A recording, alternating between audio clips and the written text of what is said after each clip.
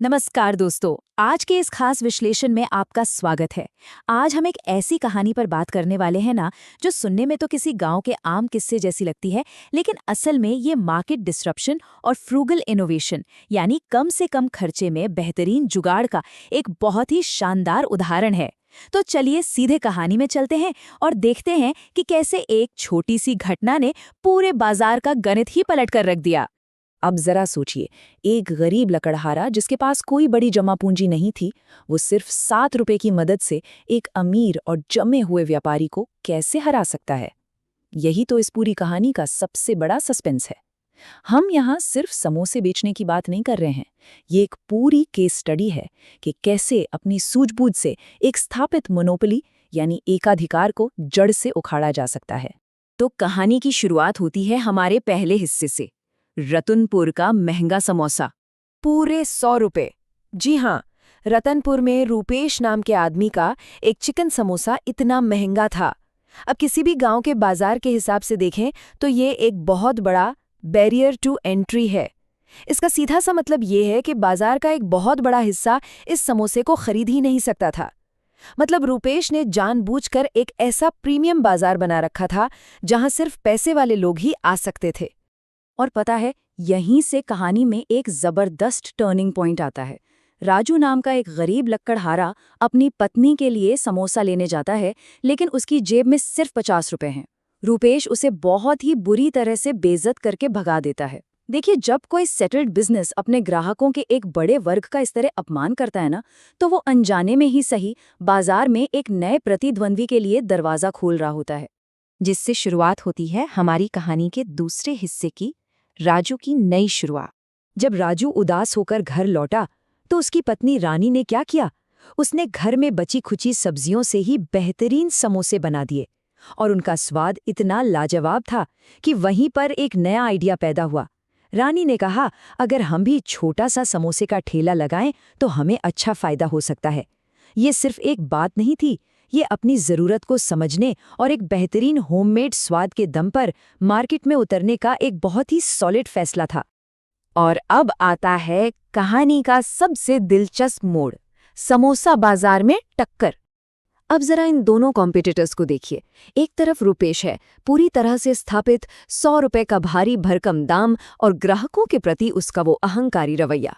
और दूसरी तरफ है हमारा राजू, बिल्कुल नया खिलाड़ी जो सिर्फ 20 रुपए में 2 समोसे दे रहा है, वो भी ऐसे बेमिसाल घरेलू स्वाद के साथ जिसने लोगों को तुरंत अपना दीवाना बना लिया।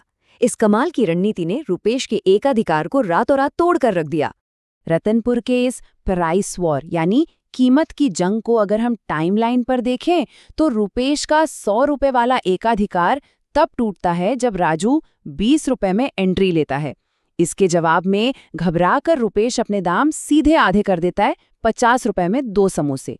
जब एक स्थापित व्यापारी अचानक अपने दाम इतने ज्यादा गिरा दे तो समझ लीजिए कि बाजार में एक असली डिसरप्शन आ चुका है। लेकिन यहाँ रूपेश ने एक बहुत ही गलत रास्ता चुना। अपना मुनाफा और मार्जिन बचाने के चक्कर में उसने सस्ते मसाले और खराब क्वालिटी का चिकन इस्तेमाल करना शुरू कर दिया। नतीजा क्या हुआ? उसके समोसे का स्वाद और क्वालिटी पूरी तरह से जमीन पर आ गई। बिजनेस में ये एक बहुत बड़ी गलती मानी जाती है। आप लागत कम करने के लिए अपने मुख्य प्रोडक्ट की क्वालिटी से कभी समझौता नहीं कर सकते। इसके बाद कहानी पहुंचती है अगले चरण में, 7 रुपए का जादू। सिर्फ 7 रुपए, इस एक नंबर ने पूरे रतनपुर में मानो भूचाल ला दिया। राजू बाजार में वापस लौटा और उसने ऐलान किया, चिकन समोसा सिर्फ 7 रुपए में। मतलब सोचिए, जहां बात 100 रुपए से शुरू हुई थी वो अब सीधे 7 रुपए पर आ गिरी थी। ये एक ऐसा प्राइस पॉइंट था जिस पर किसी के लिए भी यकीन करना लगभग नामुमकिन था। इस नए दाम पर दोनों तरफ से जो रिएक्शन आए वो बिल्कुल अपोजिट थे।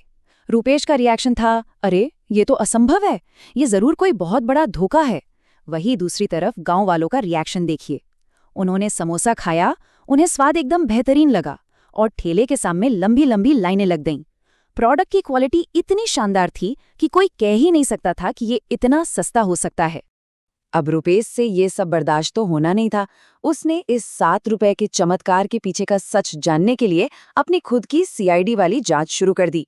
सबसे पहले वो किराने की दुकान पर गया जहां से राजू सामान लेता था। पता चला कि राजू सिर्फ सबसे अच्छी और ताजी चीजें ही खरीदता है।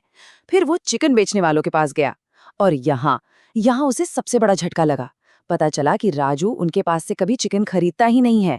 अब तो ये सप्लाई चेन की एक बहुत बड़ी पहेली बन गई थी।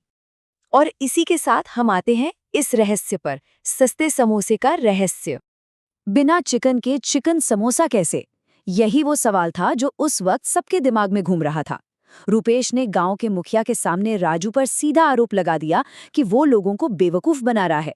मतलब अगर वो बाजार से चिकन खरीद ही नहीं रहा है तो वो रानी के साथ मिलकर एकदम असली चिकन जैसा स्वाद कैसे ला रहा है, वो भी सबसे महंगे इंग्रेडिएंट के बिना। और यहीं पर राजू ने अपने उस फ्रूगल इनोवेशन का खुलासा किया, सोया चंक्स। राजू ने मुखिया और पूरे गांव को साफ साफ बता दिया कि उसके समोसे में असली चिकन है ही नहीं, बल्कि रानी ने सोया चंक्स का इस्तेमाल किया था, जो कि बहुत ही बेहतरीन और बेहद कम लागत वाला शाकाहारी विकल्प है जिसका टेक्सचर बिल्कुल मीट जैसा लगता है। और जब इसे असली चिकन मसाले के साथ पकाया गया ना, तो इसने स्वाद का एक ऐसा परफेक्ट इल्यूजन, ऐसा जादू पैदा किया जिसे कोई पकड़ ही नहीं पाया। अगर हम राजू के इस 7 रुपए वाले बिजनेस मॉडल को डिकोड करें तो इसकी सफलता के 4 मुख्य कारण थे। पहला, समोसे का आकार थोड़ा सा छोटा रखना जिससे ओवरहेड लागत कम हुई। दूसरा, महंगे मीट की जगह कम कीमत वाले सोया चंक्स का बड़ी ही स्मार्टनेस से इस्तेमाल करना। तीसरा, मसालों के साथ एक बेहतरीन और ईमानदार स्वाद देना। और चौथा, कम मार्जिन के बावजूद मैसिव सेल्स वॉल्यूम यानी बहुत बड़ी मात्रा में बिक्री करना। सच कहूं तो ये किसी भी बिजनेस स्कूल के लिए एक शानदार केस स्टडी है। अब आते हैं हम अपने आखिरी हिस्से पर, ईमानदारी और असली स्वाद। सच सामने आने के बाद गांव वालों का रिएक्शन काफी हैरान करने वाला था। वे बिल्कुल भी नाराज नहीं हुए और ना ही कोई हंगामा हुआ। इसके बजाय वे राजू के ही पक्के और वफादार ग्राहक बने रहे। लेकिन ऐसा क्यों? क्योंकि राजू ने सच बोल दिया था। उसने एक बेहतरीन स्वाद दिया था, वो भी एक ऐसे दाम पर जो हर किसी की जेब के लिए एकदम सही था।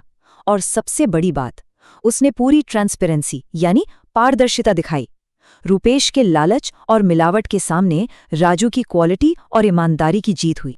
अंत में हम आपको एक बहुत ही गहरे सवाल के साथ छोड़े जा रहे हैं। राजू की सफलता सिर्फ कम दाम या सोया चंक्स के जुगाड़ की वजह से नहीं थी, बल्कि सच्चाई सामने आने पर उसकी ईमानदारी ने उसके ब्रांड को बचा लिया था।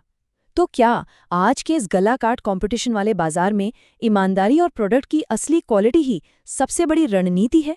इस बारे में जरूर सोचिएगा। आज के इस विश्लेषण का हिस्सा बनने के लिए आपका बहुत बहुत धन्यवाद। ऐसे ही सीखते रहिए और मिलते हैं आपसे हमारी अगली चर्चा में।